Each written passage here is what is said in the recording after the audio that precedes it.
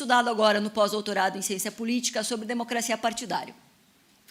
E é bastante complicado falar disso porque a gente tem uma armadilha constitucional. Nós temos a autonomia constitucional garantida no artigo 17, em resposta a um regime de absoluto controle dos partidos e que não funcionou bem, era muito antidemocrático. E aí, como resposta a isso, a gente vem com uma autonomia, que tem sido interpretada desde então como uma autonomia absoluta. Então, nós vimos aqui na abertura do Congresso o Dr. Pedro Decomain dizendo que não pode nem por lei determinar regras de democracia interna em face da autonomia partidária. Eu tenho sérias... Não tenho... Mentira, eu não vou dizer assim. Eu discordo disso. Eu ia dizer, eu tenho sérias dúvidas a respeito disso. Não. Eu discordo disso, porque a autonomia partidária, como todos os valores constitucionais, não pode ser interpretada de maneira absoluta. Ela tem que ser integrada com os demais valores constitucionais. Nós temos que lembrar da eficácia horizontal dos direitos fundamentais. Se o partido ainda é, até que o STF invente a sua, numa armadilha ou numa triplo-carpada hermenêutico processual para fazer aí um drible na inércia da jurisdição e decidir que a gente não precisa de partido político para ser candidato, até que isso aconteça, ou seja, semana que vem ou na outra, nós temos aí o poder constituinte determinando que é preciso, sim, dos partidos políticos para que tenhamos o exercício de um dos direitos fundamentais mais caros para a democracia, que é a elegibilidade. Rui falou brilhantemente ontem sobre isso, eu não vou insistir nisso. Mas os filiados, já que eles têm que ter essa ressalva no direito de associação, na liberdade de associação, obviamente que os partidos devem, obrigatória e constitucionalmente, se organizar de maneira democrática. Mas como que faz isso? Como é que a gente vai articular? A gente não tem sequer um mecanismo jurídico, uma ação para dar conta da defesa dos direitos fundamentais dos filiados. A gente não pode permanecer com os partidos políticos sendo um espaço de injustiça, de desigualdade. Temos que dar um jeito de democratizar isso. Como fazê-lo? Espero que não por resolução do TSE. Talvez respeitando a estrita legalidade, o pluralismo político do parlamento, ainda que dure muitos anos. A democracia nunca foi o sistema mais eficaz, mas é o que garante maior liberdade. Concordo com a Gabriela Hollenberg que os partidos políticos devem se submeter à lei anticorrupção, mas eu acho que tem uma mais evidente ainda. Eles têm que se submeter à lei de acesso à informação, e eles acham que não são sujeitos obrigados, apesar do artigo 2º ser absolutamente claro. E os tribunais eleitorais foram muito corajosos em aplicar a lei de acesso à informação para dar mais visibilidade, mais transparência aos recursos de campanha. Bora lá, achei lindo, mas vamos também fazer isso com os partidos políticos. E não sei se só com o dinheiro do fundo partidário. Aí eu tenho minhas dúvidas. Acredito que é possível, sim, defender a transparência ativa, inclusive da parte privada de financiamento dos partidos. Então, eu trazendo aqui para vocês, o que eu estou pretendendo fazer daqui para frente? Não hoje com vocês, mas o que eu estou ensaiando aqui? Porque congresso também é para a gente ensaiar, para a gente só ver as caras das pessoas para ver se a gente está fazendo muita coisa absurda ou não. Então, o que é o meu pós-doc agora? Eu estou pesquisando parâmetros de democracia interna. Como é que a gente vai construir um conjunto de requisitos para julgar se um partido é democrático internamente ou não? As consequências disso pode ser para a distribuição do fundo, para o acesso ao rádio e TV, porque continua na Constituição, então eu tenho uma esperança que vai continuar tendo propaganda partidária, porque saiu da lei, mas não saiu da Constituição. Não sei, eu sou professor de Direito Constitucional, então eu tenho certos apegos. Eu acho que a Constituição ainda é o ápice do ordenamento jurídico. Vocês vão ver, eu vou cair muito nessa armadilha aí. E, a partir disso, testar se os partidos políticos, enfim, merecem a proteção constitucional. Sou contrária a esse discurso que diz que tem que ter menos partido político. Tem pouco partido político. 35 no eleitorado desse tamanho, o problema é que são ruins. Mas diminuir de 35 para 7, não creiam que vão ficar os 7 melhores. Aliás, a chance de ficar os 7 piores é bastante grande. Minha defesa, que eu não vou defender hoje, mas enfim, só para vocês saberem o que eu estou pensando. Eu acho que tem que estadualizar os partidos políticos. Aí a gente pode ter 5 ou 6 de caráter nacional. Agora, essa necessidade de caráter nacional que nasce por uma circunstância da redemocratização penúltima, antepenúltima, Não sei, a gente está contando essa com uma redemocratização? Também, brincadeira. Que nasceu em 45, não faz mais sentido. Claro que a gente tem muitos partidos de caráter nacional e na Câmara dos Deputados, porque todos têm que ter caráter nacional. A Alemanha tem 625 partidos estaduais. Tem um problema de governabilidade? Não tem. Por quê? Porque eles podem funcionar só de maneira estadual. Pensem que beleza que, em vez de ter um PMDB, que não é um partido, são partidos, de corações partidos, fosse cada PMDB diferente no seu estado. Então, acho que a gente teria um ganho muito grande nisso. Além disso, como eu estou fazendo a pesquisa na ciência política e não direito, eles são estranhos lá. A gente não dá para argumentar em base de argumento, sabe? Eu argumento, não, mas como é que você prova esse argumento? Com base em outro argumento. Não, mas e daí esse segundo argumento? Com base em argumento de quem já escreveu e que já argumentou. Eles não aceitam isso. Então, eu tive que fazer uma pesquisa, que eu vou trazer para vocês. A gente entrevistou quase todos os candidatos a vereador em Curitiba em 2016, para saber várias coisas, entre elas, como é que funcionava a seleção de candidatos. Então, eu trouxe alguns dados aí para vocês. Espera aí, que eu vou de novo sair.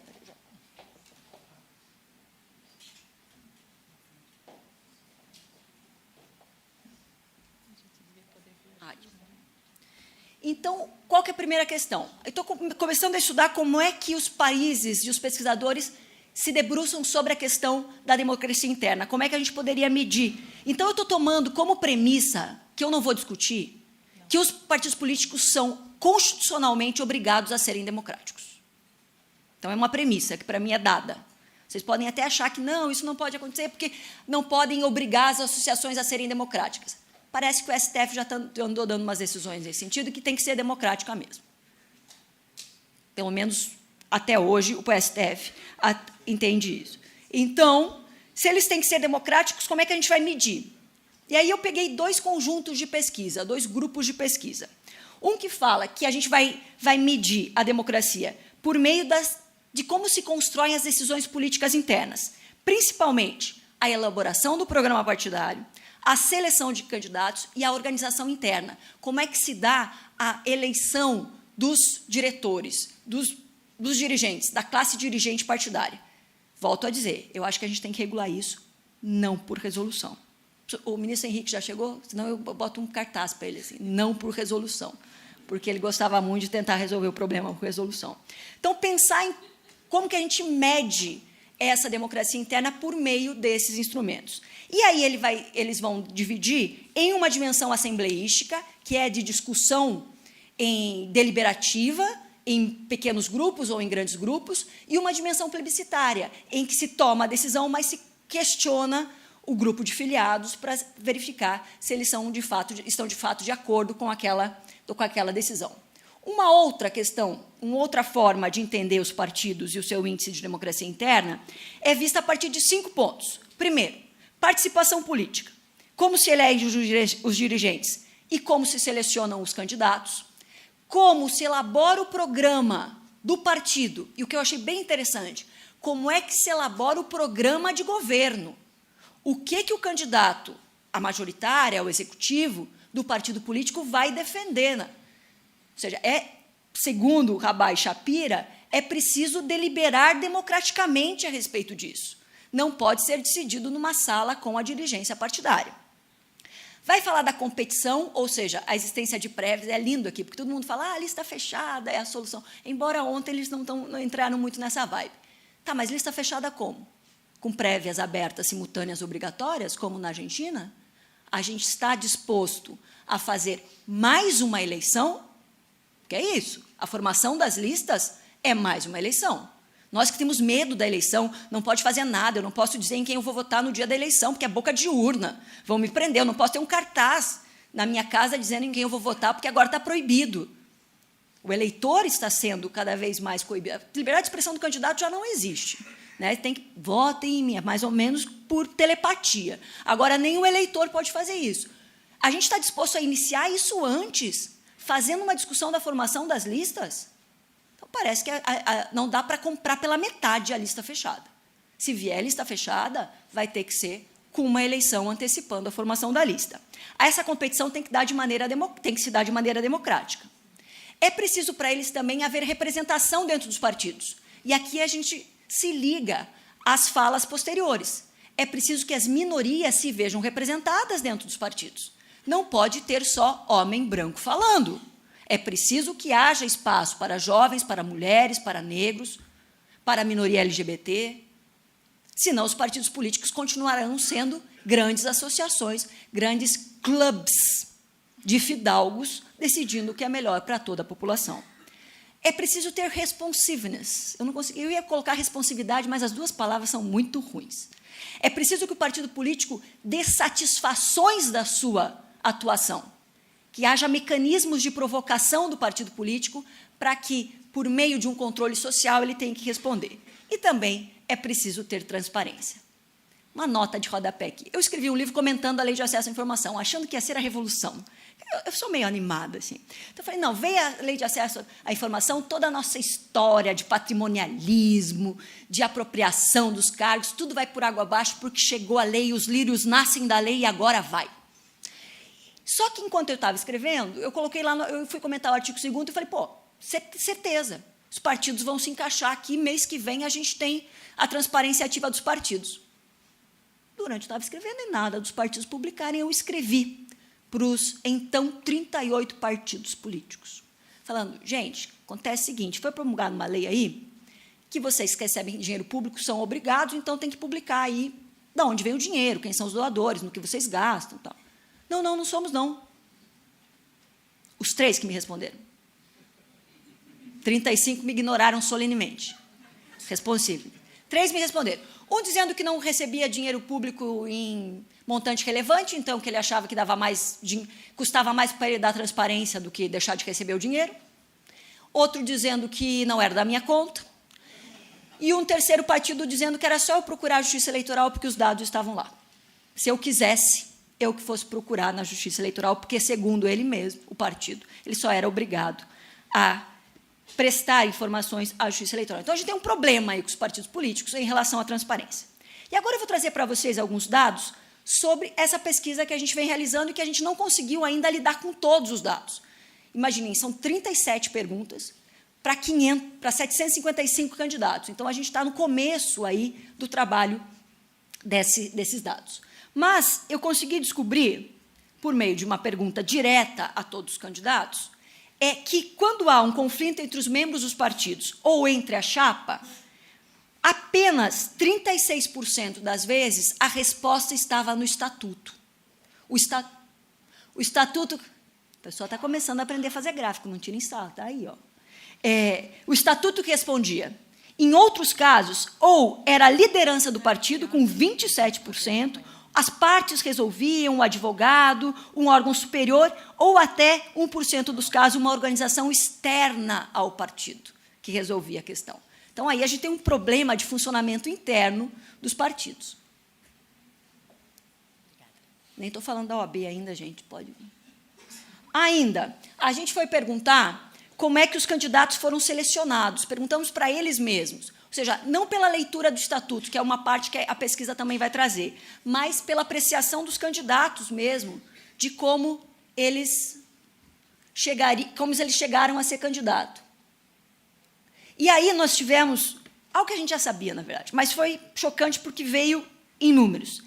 73% dos candidatos a vereador em Curitiba que responderam à pesquisa foram indicados, não foram votados pelos filiados.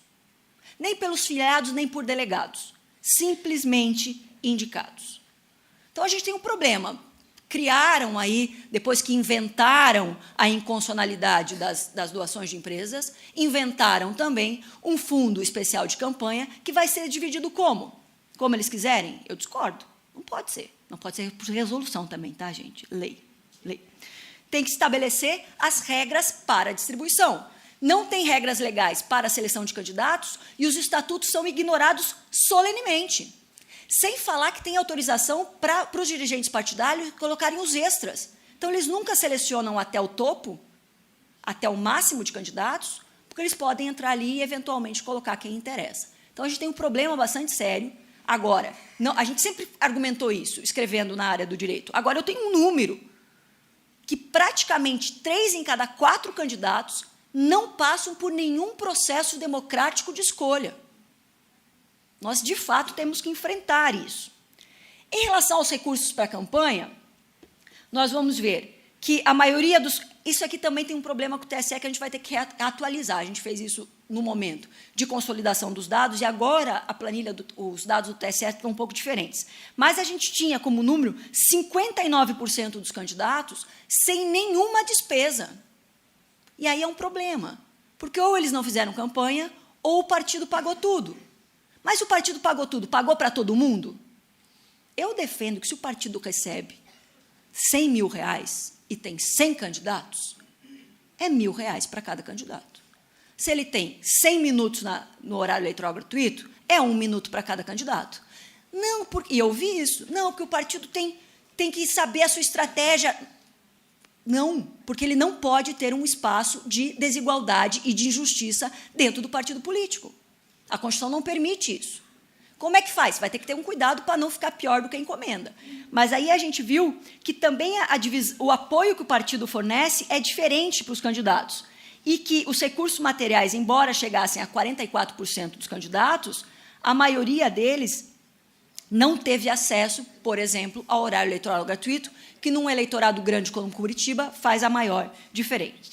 E aqui eu tenho um recorte de gênero só para emendar ali, que a gente tem uma diferença entre homens e mulheres com receitas relevantes e sem receitas relevantes. Então, a gente tem 49%, 11% dos homens sem receitas, 10% das mulheres sem nenhuma receita. Vejam que antes era despesa, agora é receita. Mas, competitivamente, nós tínhamos 91 homens com mais de R$10 mil para a campanha. 30 eleitos entre os 91 com recursos. E nas mulheres eram apenas 23 com mais de R$10 mil.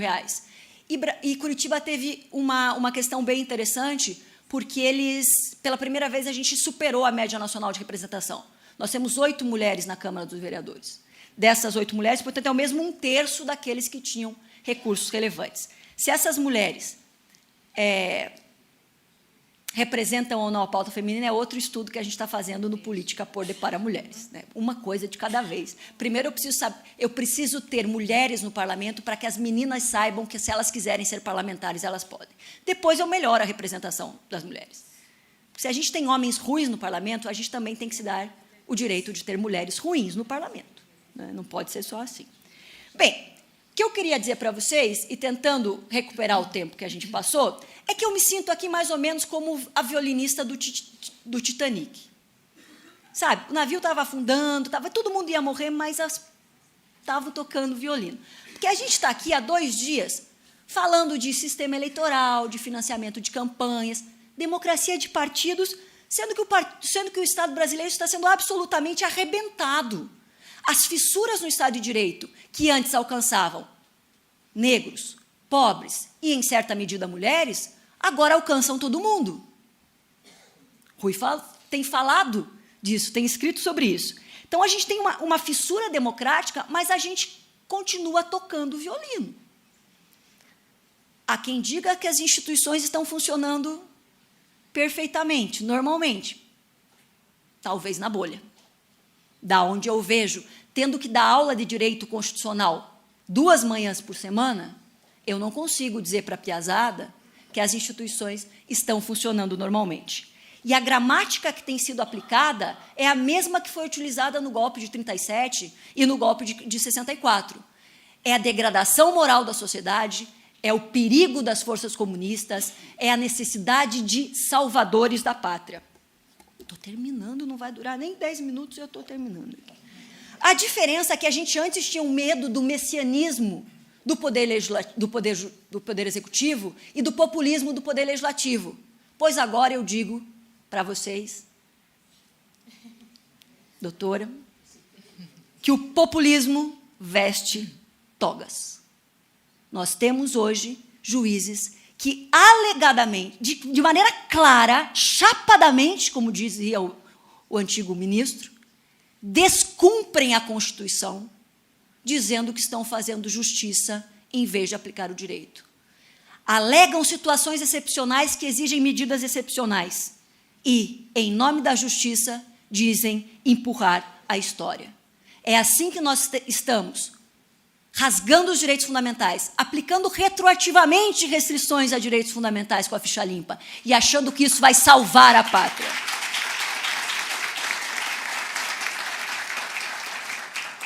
Temos a destruição do Estatuto dos Congressistas. Já não é incomum ouvir pessoas falando que tinha que fechar esse Congresso. Não respeitamos hoje a soberania popular que entrega um mandato, crendo que o parlamentar vai atuar adequadamente. Temos o direito processual sendo utilizado à torto e à direito para permitir que se faça o que quer. Temos a demonização da política. E agora, todo dia, temos um ataque às liberdades fundamentais. Quem diria que em pleno século XXI a gente tivesse que estar fazendo uma resistência em nome da liberdade artística e da liberdade de expressão. E eu termino aqui lendo para vocês um pedaço do Fahrenheit 451, a minha distopia preferida atualmente e a que me dá mais medo. No Fahrenheit 451, chegou o momento que o Estado resolveu queimar os livros. Os bombeiros serviam para colocar fogo nos livros, nas casas que tinham livros, e não para apagar. E aí, o Montag, que é o protagonista, encontra um velho professor, o Faber.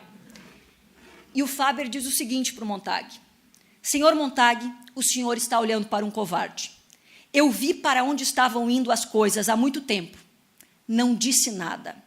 Eu sou um dos inocentes que poderiam ter falado alto e em bom som quando ninguém prestava atenção aos culpados, mas não falei. E com isso tornei-me eu próprio um dos culpados. E quando finalmente montaram um sistema para queimar livros, usando os bombeiros, dei alguns resmungos e me calei, pois naquela época já não havia outras pessoas resmungando ou gritando comigo. Agora é tarde demais. Espero que para nós não seja tarde demais. Muito obrigada.